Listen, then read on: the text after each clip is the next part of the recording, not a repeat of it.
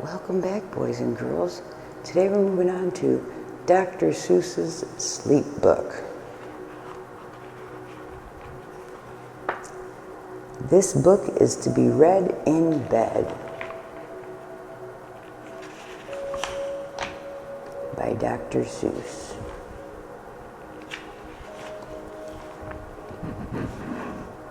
The news just came in from the county of Keck that a very small bug by the name of Van Vleck is yawning so wide you can look down his neck.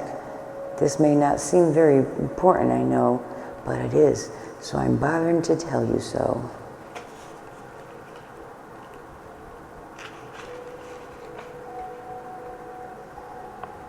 A yawn is quite catching, you see.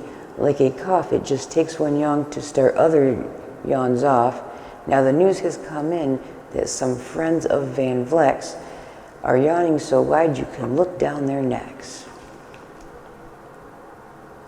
At this moment right now, under 7 more noses, great yawns are in bloom.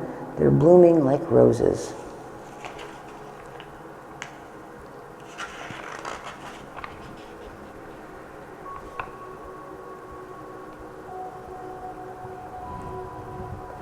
The yawn of that one little bug is still spreading. According to the latest reports, it is heading across the wide fields through the sleepy night air, across the whole country toward every which where, and people are gradually starting to say, I feel rather drowsy. I've had quite a day.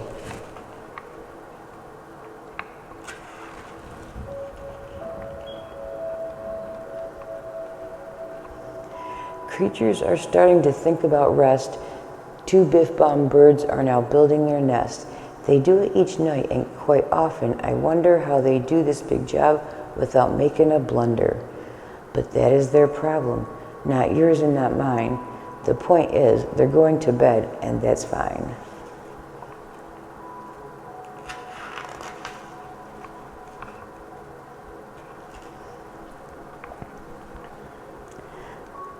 Sleep thoughts are spreading throughout the whole land.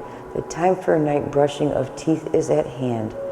Up at Herkimer Falls, where the great river rushes and crashes down crags in great gargling gushes, the Herkimer sisters are using their brushes. Those falls are just grand for tooth brushing beneath, if you happen to be that way with your teeth.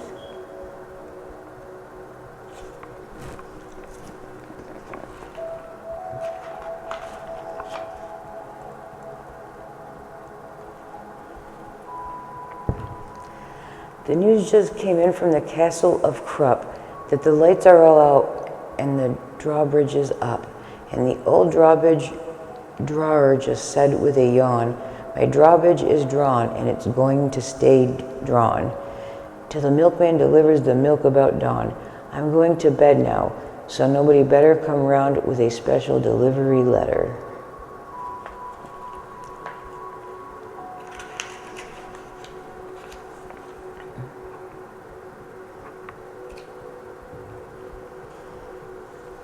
The number of sleeps is steady growing. Bed is where more and more people are going.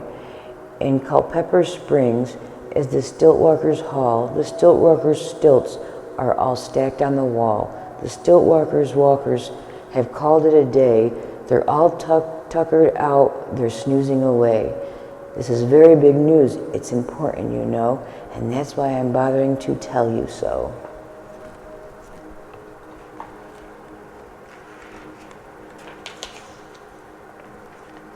Way out in the west, in the town of Merked, the Hinkle Horn Honking Club just went to bed. Every horn has been quietly hung on a hook for the night. It is in its own private Hunkle Horn nook. All this long happy day, they've been honking about, and this Hinkle Horn honkers have honked themselves out. But they'll wake up quite fresh in the morning, and then they all started Hinkle Horn honking again.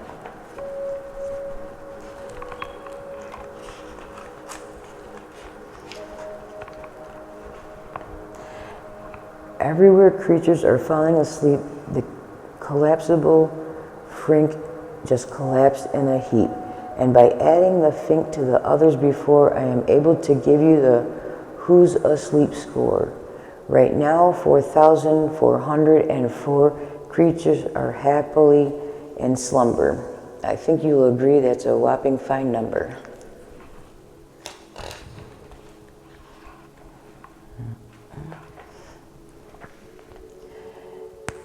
Counting up sleepers, just how we do it. Really quite simple, there's nothing much to it. We find out how many, we learn the amount by an audio-teleo count.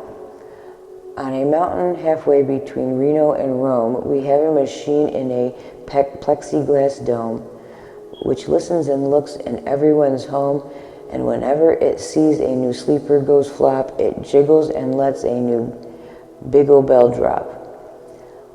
Our chap counts these balls as they plump in a cup, and that's how we know who is down and who's up.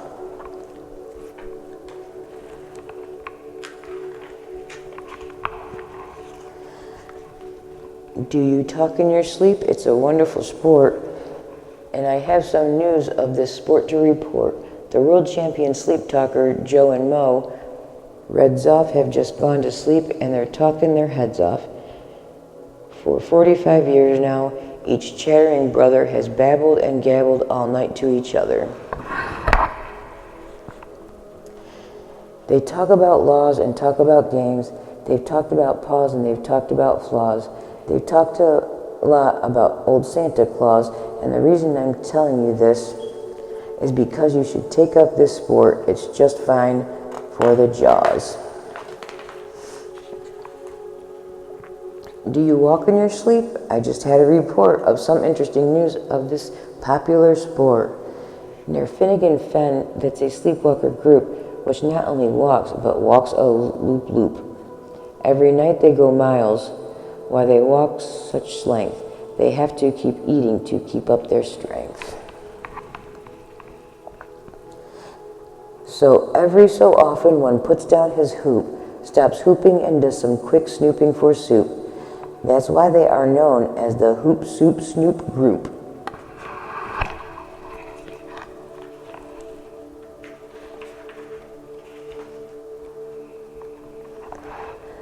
Sleepwalking too are the curious Crandalls who sleepwalk on hills with assorted sized candles.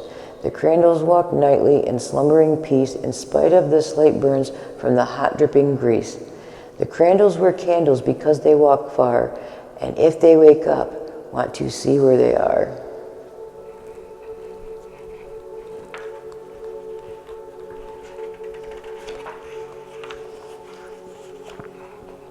Now the news has arrived from the Valley of Vile. The Chippendale Mupp has just bitten his tail, which he does every night before he's shutting his eyes. Such nipping sounds silly, but really it's wise.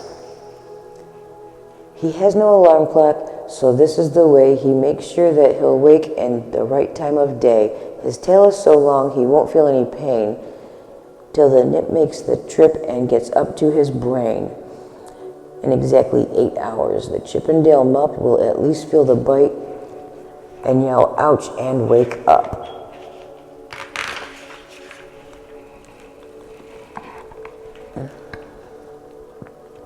A Mr. and Mrs. J. Carmichael Crocs have just gone to bed now, the town of Fort Knox.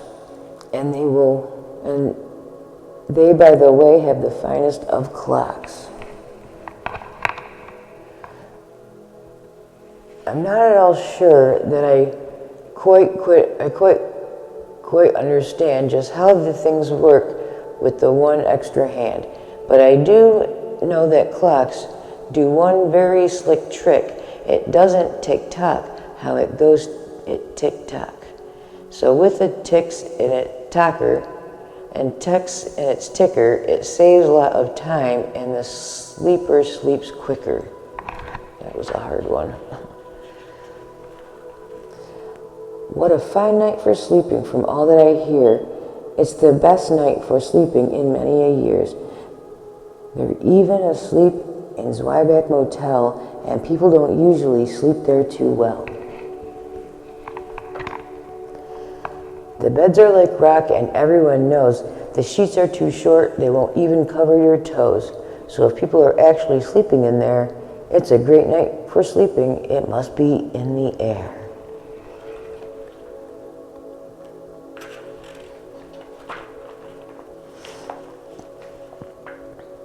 It's a great night for snores. I just had to report of some boys who are tops in the musical sports. The snoriest snorers in all our fair land are Snorter McPhail and his Snort-a-Snort brand.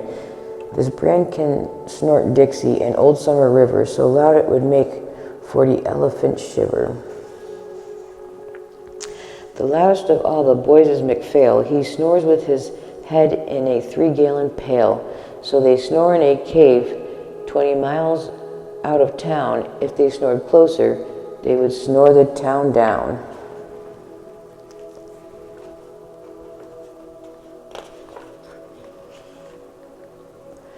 Do you know who's asleep out in Funa Lagoon? Two very nice Funa Lagoon Babuna. We've added them into our Who's Asleep count, which has grown to a really amazing amount. Exactly 8,808,000 creatures are sleeping now. Isn't that great?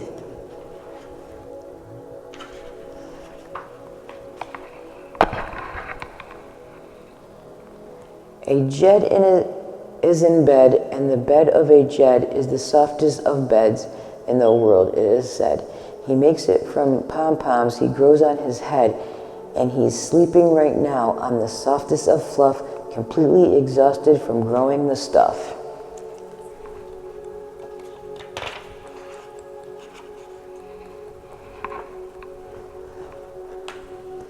The news has come in from a district doft that 2 oft are asleep and they're sleeping aloft.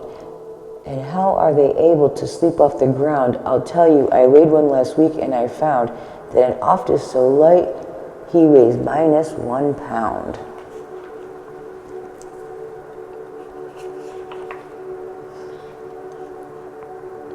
A moose is asleep, he is dreaming of moose drinks. A goose is asleep, he is dreaming of goose drinks.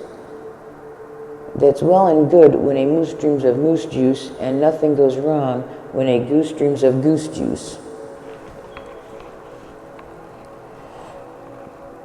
But it isn't too good when a moose and a goose start dreaming their drinks the other one's juice. Moose juice, not goose juice, is juice for a moose, and goose juice, not moose juice, is a juice for a goose. So when gooses get a mouthful of juices of mooses, and moose gets a mouthful of juices of gooses, they always fall out of their beds screaming screams. So I'm warning you now, never drink in your dreams.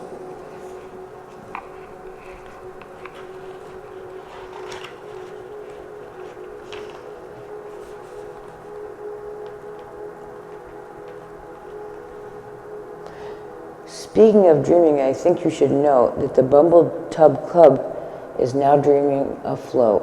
Every night they go dreaming down Bumble Tub Creek, except for one night every 3rd, 4th, or 4th week, when they stop for repairs because their bum tubs leak. But tonight they're afloat full of dreams, full of bliss, and that's why I'm bothering to tell you this.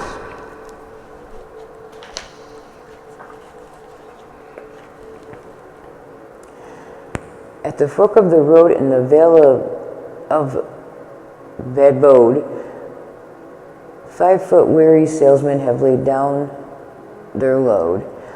All day they raced around in the heat at the top speeds, unsuccessfully trying to sell zizzer zoof seeds, which nobody wants because nobody needs. Tomorrow will come, they'll go back to their chore. They'll start on the road, zizzer zoofing once more. But tonight they've forgotten their feet are so sore, and that's why the wonderful nighttime is for.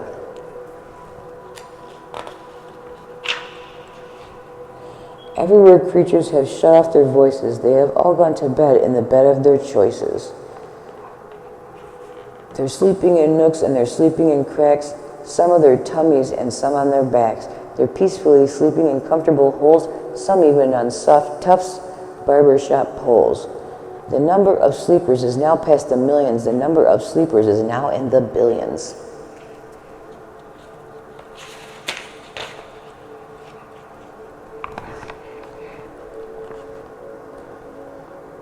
They're sleeping on steps and on strings and on floors, in mailboxes, ships, and keyholes of doors. Every worm on a fish hook is safe for the night. Every fish in the sea is too sleepy to bite. Every whale in the ocean has turned off his spout. Every light between here and far throttled out. And now, adding things up, we are way beyond billions. Our who asleep score is now up in the millions.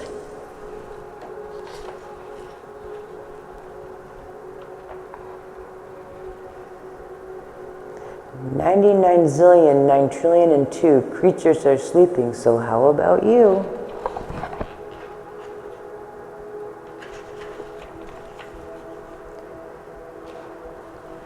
When you put out your light, then the number will be 99 zillion, 9 trillion and 3. Good night.